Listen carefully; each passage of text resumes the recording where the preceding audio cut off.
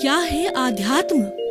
दर्शन, चिंतन धारा, विद्या या संस्कृति की परंपरागत विरासत। आध्यात्म दर्शन यानी जीवन का शाश्वत सत्य। मानव जीवन से जुड़े शाश्वत सत्यों को जानिए और समझिए उपासक डॉक्टर सोहन राज तातेड़ से हमारे खास कार्यक्रम आत्मविज्ञान में। आत्मविज्ञान यानी सही दृष्टि, सही सोच। भाई और बहनों, मातृशक्ति को नमन। स्टूडियो में आपका हार्दिक स्वागत है, अभिनंदन, सत्कार है। आत्मविज्ञान साइंस ऑफ द सोल कार्यक्रम के अंतर्गत हम आपको सही दृष्टि, सही सोच, राइट विजन, राइट थिंकिंग के तहत आपकी जो नकारात्मक सोच है, आप जो गलत दिशा में सोच रहे हैं, आपका जो मिथ्या दर्शन है, उसको हम सम्यक दर्शन के अंदर बदलते हैं। आपकी रॉन्ग बिलीफ को, गलत सोच को हम सकारात्मक बदलते हैं, नेगेटिविटी को पॉजिटिव बदलते हैं, ताकि आपका जीवन सार्थक बने और इस जीवन को आप पूर्ण रूप से धन्य बना सके, एक अच्छे इंसान बन सके, लोगों का भला कर सके, परोपकार कर सके। तो ये सारा कार्य हम अलग अलग एपिसोड्स के माध्यम से करते हैं।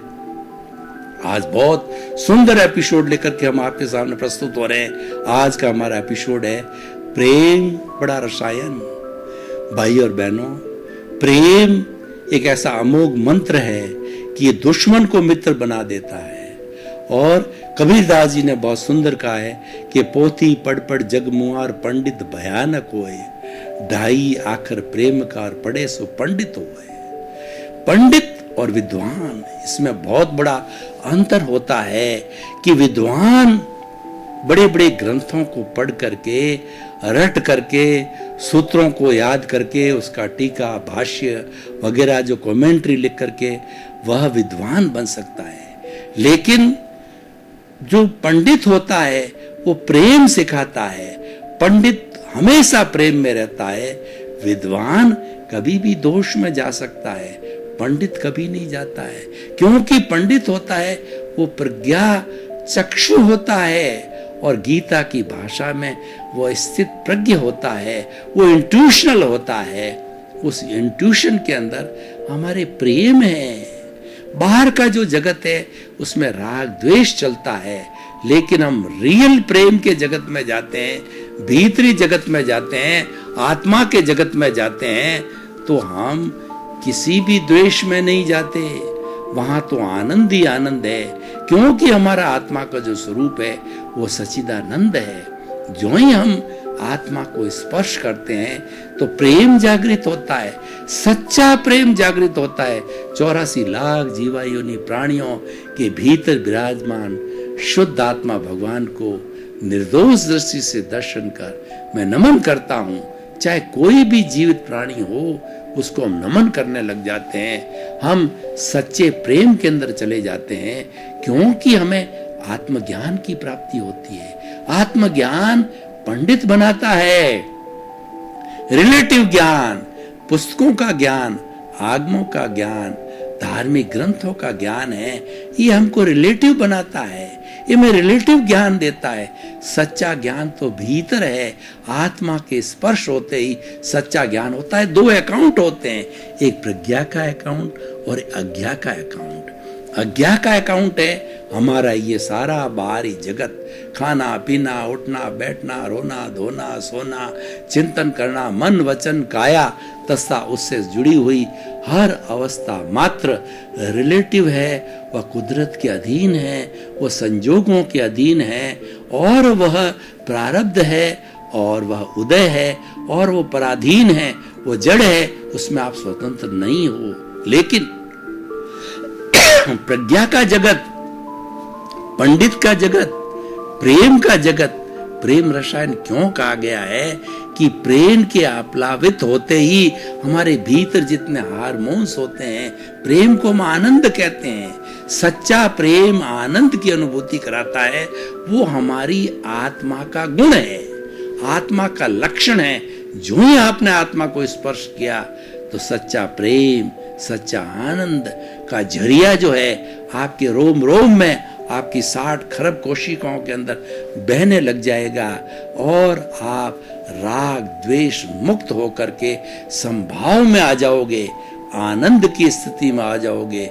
आपका राग द्वेष हट जाएगा। जितने जितने क्षण आप आनंद की स्थिति में रहोगे वहां राग द्वेष टिक नहीं सकता, क्योंकि राग द्वेष जो है हमारा बाह्य जगत है। एक विद्वान, हम आज दुनिया को देखें कि एक बड़ा से बड़ा जो है वो न्यायपति क्यों घूस लेता है, एक बड़ा विद्वान है क्यों सुसाइड करता है, एक बड़ा पैसे वाला क्यों अन्याय करता है, और एक पढ़ा लिखा व्यक्ति जो है वो क्यों शोषण करता है। ये प्रश्न जवाब मांगते हैं। ये इसीलिए करता है कि भावात्मक विकास नहीं हुआ। आज हमारी शिक्षा पीएचडी और पोस्ट डॉक्टरल करा करके बड़े बड़े विद्वान बना रही है, लेकिन वो विद्वान नहीं है, वो हम अहंकारी खड़े कर रहे हैं। अरे हमारी गुरुकुल शिक्षा प्रणाली को देखो, जो हमारे 4 जो है जीवन के जो आश्रम हुआ करते थे, 100 वर्ष की उम्र गिनी जाती थी पुरानी हमारी संस्कृति के अंदर, भारतीय संस्कृति में, कि शरदेव जीवनम, 100 साल तक जियो। यानी पहले 25 साल के अंदर गुरु के पास गुरुकुल में रह करके शिक्षा और हमारे सभी तरह के गुणों को हासिल करना, आत्मसात करना, जीवन में उतारना, और 26 साल से 50 साल की उम्र गृहस्थ आश्रम होता था। एक स्वधार संतोष, एक पत्नी से शादी करके गृहस्थ को और हमारी काम और अर्थ का जितना भी फार्मूला है पुरुषार्थ चतुष्टय में, उसको भोगना, पुण्योदय को भोगना, बाल बच्चे, पत्नी, माता पिता, बच्चों को बड़ा करना, उनको पांव पर खड़ा करना, सारा जो है वो गृहस्थ की जिम्मेवारी को निभाना। 50 साल जब बच्चे पैरों पर खड़े हो गए तो 51 से जो है 75 साल की उम्र होती है, वह वानप्रस्थ जीवन कहलाती है। भाई और बहनों, गुरु कृपा से पिछले 20 वर्ष से मैं वानप्रस्थ जीवन जी रहा हूँ और बड़े आनंद की अनुभूति कर रहा हूँ। मेरा किसी से द्वेष, मैं ये नहीं कहता हूँ कि मैं संपूर्ण आत्मज्ञानी हो गया, मैं तो एक विद्यार्थी हूँ। मैंने प्रज्ञा के जगत के अंदर पांव रखा है, प्रज्ञा को मैं अपना लक्ष्य मानता हूँ, प्रज्ञा को हाजिर करता हूँ, और गुरु से ज्ञान प्राप्त करके, ज्ञानी से ज्ञान प्राप्त करके वो ज्ञान जो है उसको हाजिर करता हूँ। प्रज्ञा को मैं खड़ा करता हूँ तो मैं कभी भूल हो जाती है, प्रज्ञा मेरे कान पकड़ती है कि तू ज्ञान लिया हुआ है, तू ज्ञानी है, तू मुमुक्षु है, तू महात्मा है, कहाँ भटक रहा है।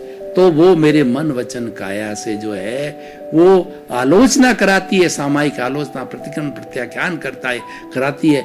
किसी के प्रति बुरा भाव आया, किसी को दोष देखा, तो वो दोष मेरा है, और मिच्छामि दुक्कडम, खमत खामना, सॉरी, मुझसे गलती हो गई, मैं दोषी हूँ, मैं पापी हूँ, मेरी आलोचना प्रारंभ हो जाती है। ये क्यों होती है कि प्रेम बड़ा रसायन है, ज्ञान से जुड़ा विशुद्ध प्रेम। मैं राग वाले प्रेम की नहीं कहता हूं कि आज मुझे कोई भी लाख रुपए दे रहा है, या जो मेरा बेटा मेरी सेवा कर रहा है या आगे करेगा, इस तरीके के बाद राग लाता है, और उसके साथ साथ में द्वेष भी आ जाता है, क्योंकि जहां आकांक्षा बढ़ती है, आकांक्षा है, अपेक्षा है, तो उस राग के साथ द्वेष जुड़ा हुआ है। वो विशुद्ध प्रेम नहीं है।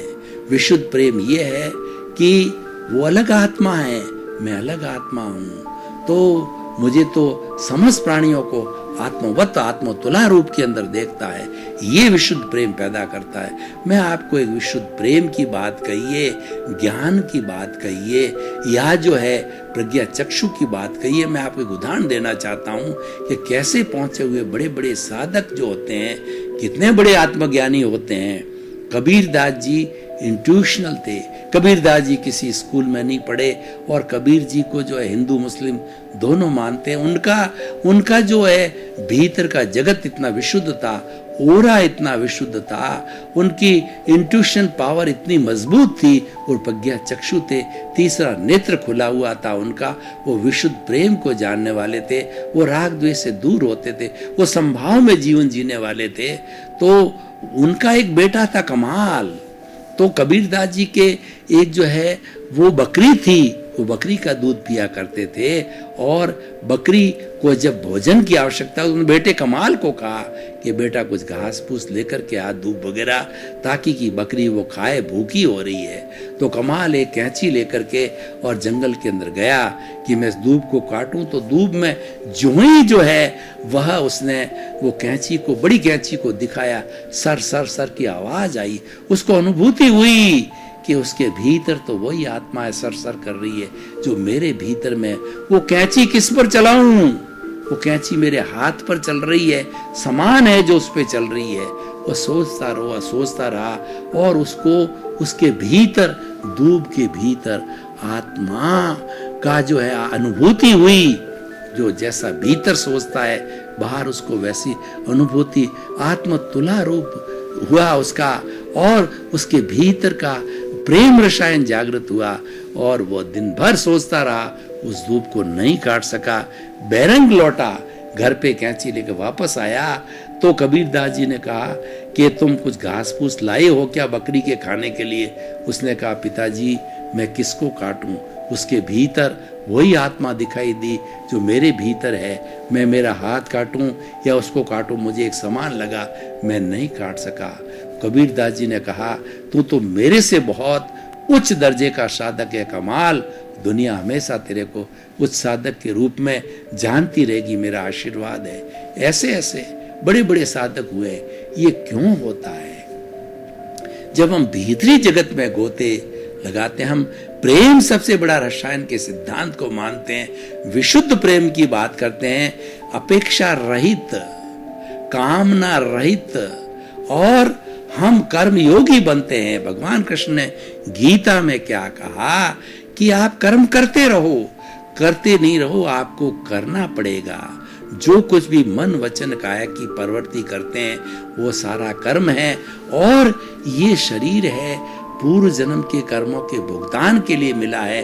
भुगतान कर्म रूप में होता है, क्योंकि हमारे द्रव्य कर्म हैं जो हम भाव कर्म पीछे करके आए थे, वो इस जन्म में द्रव्य कर्म रूप में रहते हैं। तो कर्म का तो जो भीतरी जो हमारे कर्म के परमाणु हैं वही हमको कर्म कराते हैं। कर्म कैसे करना चाहिए? कर्म योगी की तरह करना चाहिए, निष्काम कर्म करना चाहिए। भगवान ने गीता में कहा कि कार्य तुम्हें करना पड़ेगा।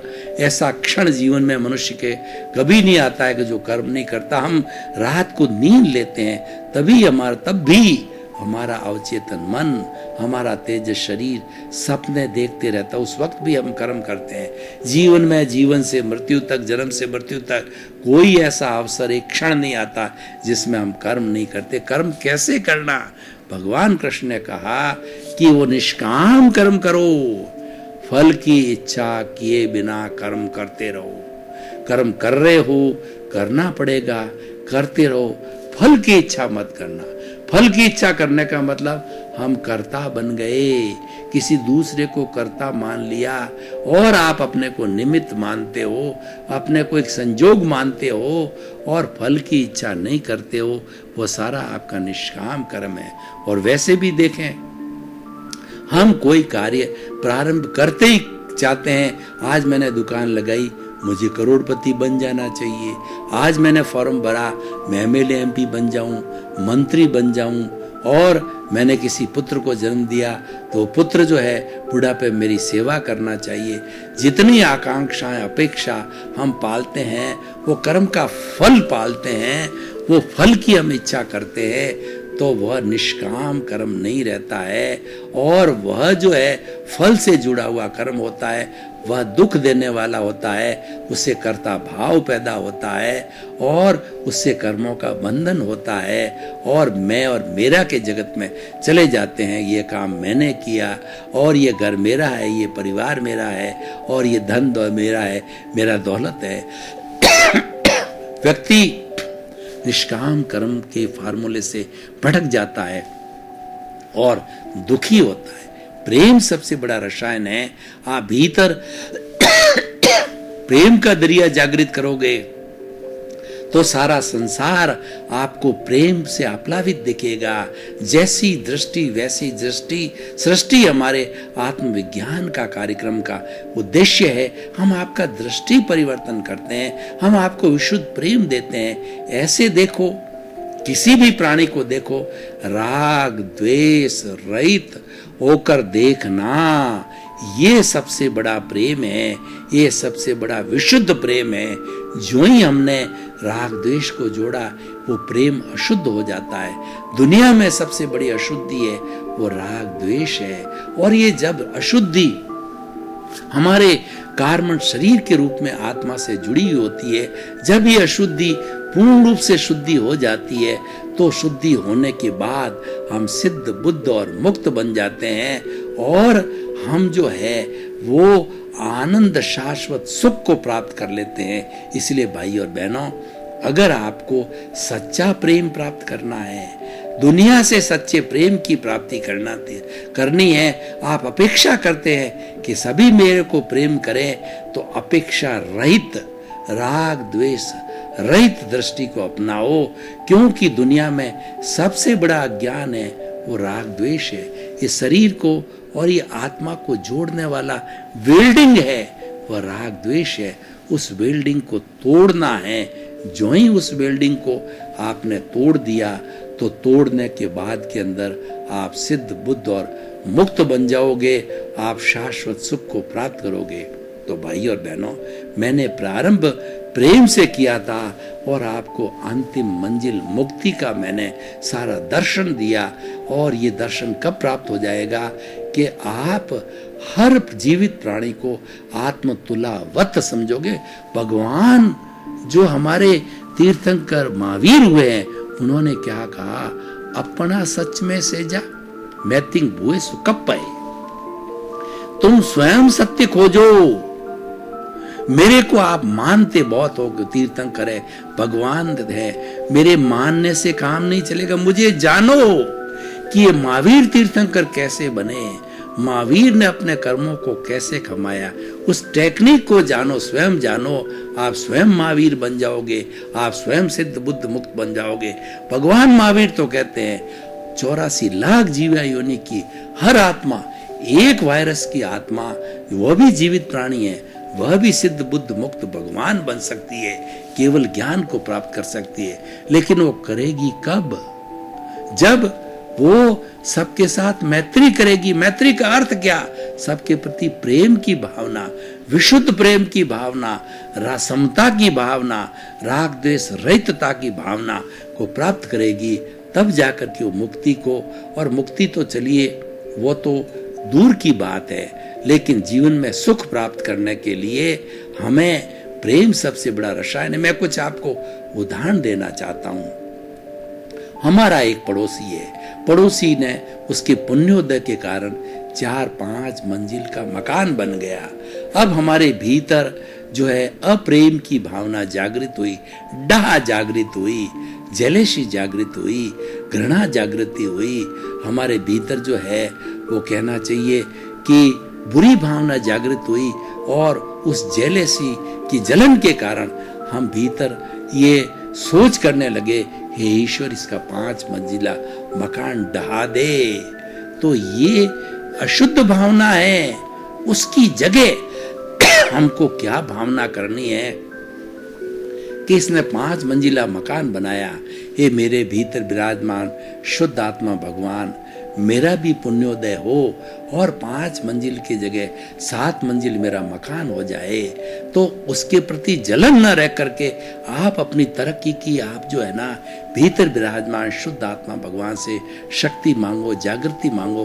दोनों तरह की जागृति भीतर से मिलती है, भौतिक भी मिलती है और आध्यात्मिक मिलती है। और सही न मायने में तो भौतिक तो हम पीछे से लेके आए हैं, हमें भौतिक की नहीं कामना करनी चाहिए, हमें अध्यात्म की मुक्त होने की कामना भीतर से करनी चाहिए। तो भाई और बहनों, हम जो बात कर रहे थे कि प्रेम सबसे बड़ा रसायन है, बहुत ही दुनिया में असंख्य तरह के रसायन होते हैं, लेकिन पानी भी एक रसायन है। और लिक्विड, हमारे भीतर कई तरह के हार्मोन्स हैं। वो बहुत तरह के रसायन हैं, कोई सुख देता है, कोई घृणा पैदा करता है, कोई नेगेटिव थॉट्स लाता है, कोई आनंद की अनुभूति लाता है। लेकिन प्रेम एक ऐसा है, सुंदर रसायन है कि वो भीतर आनंद आनंद सुख सुख की प्राप्ति करता ही रहता है। वो किसी के दोष नहीं देखता, वो चिंतन करता है कि दुनिया में कोई दोषी नहीं है, सब दोष मेरा है, क्योंकि मेरे साथ पास में मेरे पास वही आएगा जो मेरा हिसाब बाकी होगा। मैं आपको एक उदाहरण देना चाहता हूं। अगर मान लीजिए बैंक से किसी व्यक्ति ने 10,000 रुपये का कर्जा लिया, तो धीरे धीरे 1,000 2,000 करके 10,000 और उसके ब्याज सहित कर्जा उतारता है, तो वो सारा डेबिट क्रेडिट जीरो हो जाता है।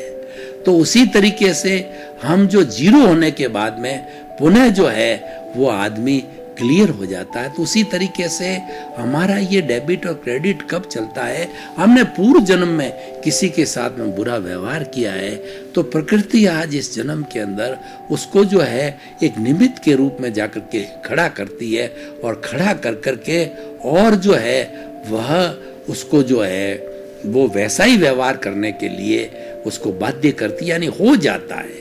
वो तो खड़ा करती है और वो अपने जो किए हुए कार्य का बदला पुनः ले लेती है। पिछले जन्म में हमने किसी को ठोका, इस जन्म में आके ठोक देता है। किसी को हमने बेघर किया तो वो हमको घर से बाहर निकाल के घर का जो मालिक बन जाता है। तो सारे तरह के हमारे अंतराय उसी से जुड़े हुए होते हैं।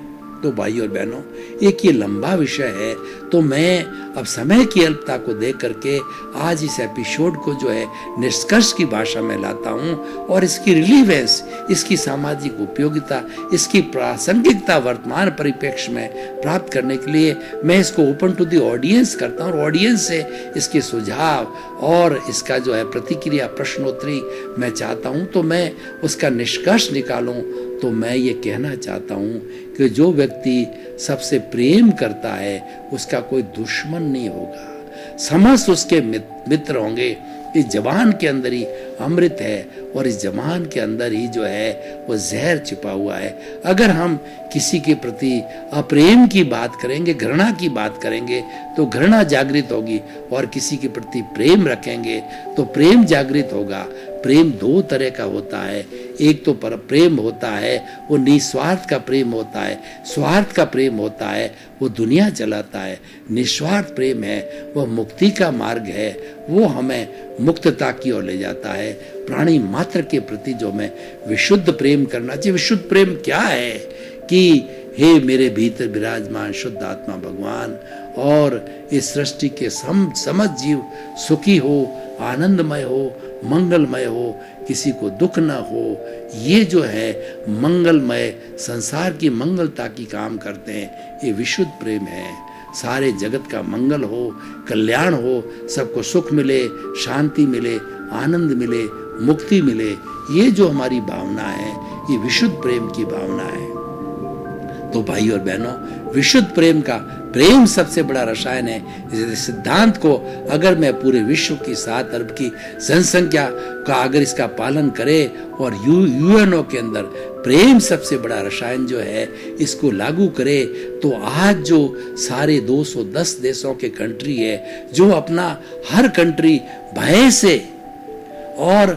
से आक्रांत होकर के वो लगभग 60, 70, 80% जो है वो अपनी सेफ्टी पे और अपने प्रोटेक्शन के ऊपर सारा बजट खर्च करता है, और जनता को विशेष जो है उसकी मूलभूत आवश्यकता है, रोटी, कपड़ा, मकान, शिक्षा, चिकित्सा, उसकी प्राप्ति नहीं होती है, और सारा बजट जो है हमारी सुरक्षा पर ही चला जाता है, और उसके लिए हम अणु बम, एटम बम, मिसाइल से जखीरा खड़ा करते हैं। भाई और बहनों, आपका बहुत बहुत धन्यवाद। आप हमारा आत्मविज्ञान कार्यक्रम बराबर देख रहे हो, देखते रहिए। हम आपको प्रेरणा देते हैं, क्योंकि ये हमारा आत्मविज्ञान का जो कार्यक्रम है इसके केंद्र में आत्मा है। हम आपको दृष्टि विज्ञान देते हैं, आपकी रॉन्ग बिलीफ को समाप्त करके राइट बिलीफ देते हैं, आपको सही नजरिया देते हैं, आपका जैसी दृष्टि वैसी सृष्टि देते हैं, आपकी दिशा को बदलते हैं, आपकी दशा बदल जाती है।